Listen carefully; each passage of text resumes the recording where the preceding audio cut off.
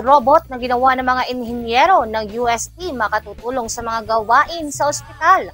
Patuloy umanong nahihirapan sa pagbibigay ng maayos na pangangalaga sa mga pasyente ang mga ospital sa Pilipinas dahil sa kakulangan ng mga healthcare workers na lalong lumala noong pandemyang COVID-19 ayon sa Department of Science and Technology, Philippine Council for Health Research and Development.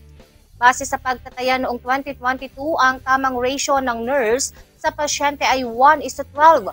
Ngunit kadalasan ng isang nurse ay nangangasiwa ng nasa 20 hanggang 50 pasyente sa loob ng isang 12 oras na shift na maaari umanong magdulot ng pagbagsak ng kalidad ng serbisyong pangkalusugan. Bilang solusyon ay gumawa ang isang team mula sa University of Santo Tomas Faculty of Engineering ng isang robot na maaaring makatulong sa mga healthcare workers sa ilang mga gawain sa ospital.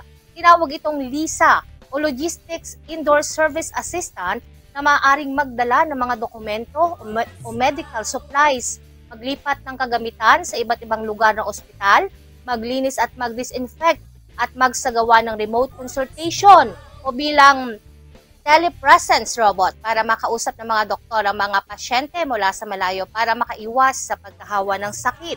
Makatutulong din umano ang LISA kung may kakulangan ng healthcare workers sa isang ospital. Ito ay nabuo noong kasagsagan ng COVID noong 2020 na ngayon ay commercially available na at mas pinaunlad pa, depende umano sa pangangailangan ng mga ospital.